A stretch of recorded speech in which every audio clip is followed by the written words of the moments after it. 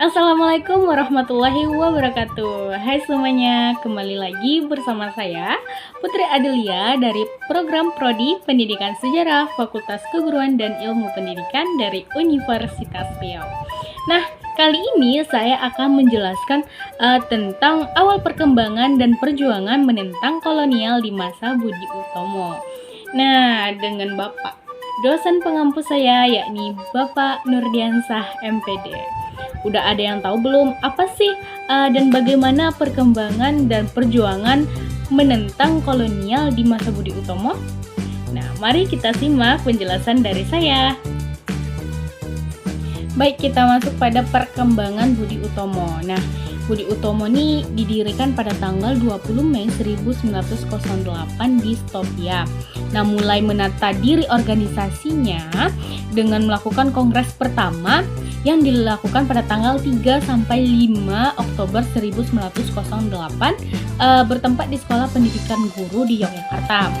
Nah, dalam Kongres Budi Utomo ini, Dr. Wahidin terpilih menjadi ketua kongres, tetapi pada hari berikutnya ataupun pada hari keduanya Dr. Wahidin ini digantikan oleh Panji Brotoatmojo. Mengapa digantikan? Karena pada saat itu kesehatan dari Dr. Wahidin terganggu, sehingga Dr. Wahidin dalam pidatonya menekankan pada masalah tradisi Jawa masa lampau daripada modernisasi Jawa pada masa depan. Nah, seperti itu. Nah, setelah kongres pertama dilakukan, maka diadakan kembali kongres yang kedua. Nah, di Gedung Mataram, Yogyakarta pada tanggal 10 sampai 11 1909 Oktober yang dihadiri oleh 9 cabang. Dalam kongres yang kedua ini sangat berbeda dengan kongres yang pertama, di mana kongres berlangsung tanpa banyak, berarti oleh karena menurunnya semangat organisasi yang mencolok.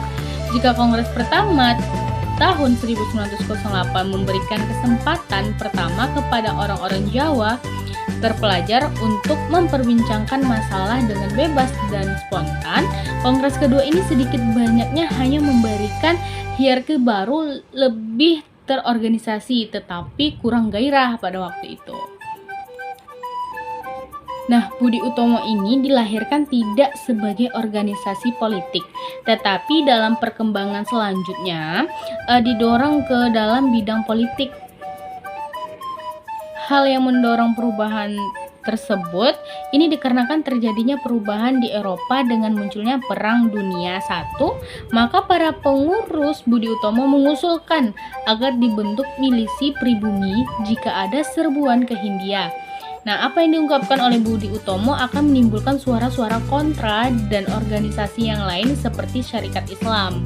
Nah, Budi Utomo dapat berkembang pesat karena mendapat dukungan dari golongan priai, tetapi dalam perkembangan selanjutnya Budi Utomo kehilangan pendukung karena terlalu tertutup dan hanya untuk masyarakat Jawa dan Madura saja pada waktu itu. Sesuai dengan perkembangan Indonesia, dengan berdirinya Indonesia Party tahun 1911, maka Budi Utomo merubah tujuannya.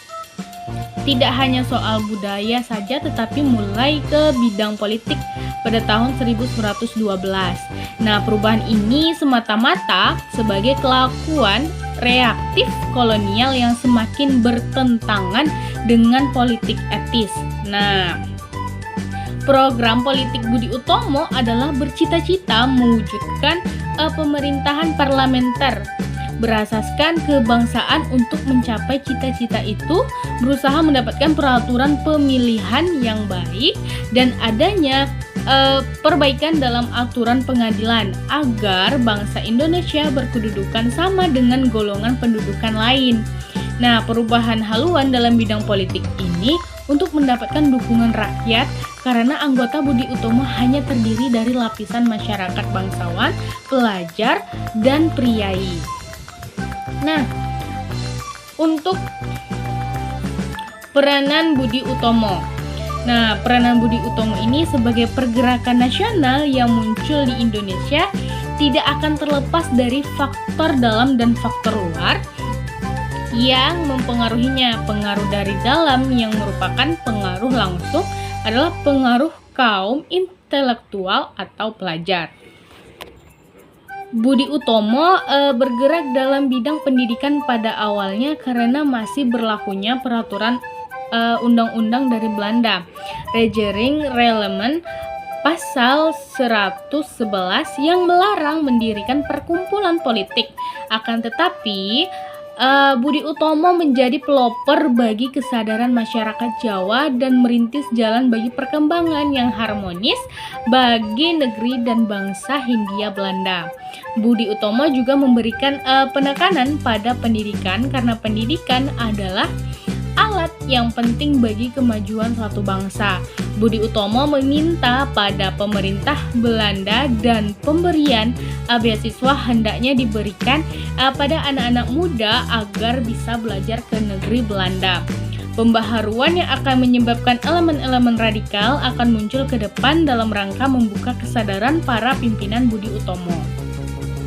Nah, agar terus berjuang untuk menuntut hak bagi rakyat pribumi, sebagaimana mestinya walaupun tidak memberikan suatu program politik yang konkret, hal yang menyebabkan seperti itu karena Budi Utomo tidak pernah memiliki kesatupaduan dan daya dari unsur pimpinannya.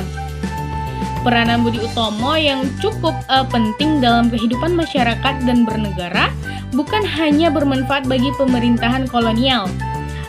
Kemampuannya yang istimewa untuk berfungsi sebagai jembatan antara para pejabat kolonial yang maju dengan kaum terpelajar Jawa, sehingga dalam perkembangannya Budi Utomo akan mendapat kesempatan memperoleh kemampuan berorganisasi politik.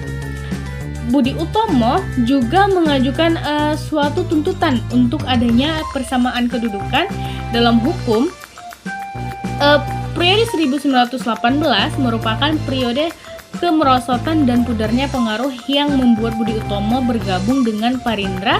Akan tetapi peranan Parindra ini akan sangat terbatas seperti peranan Budi Utomo.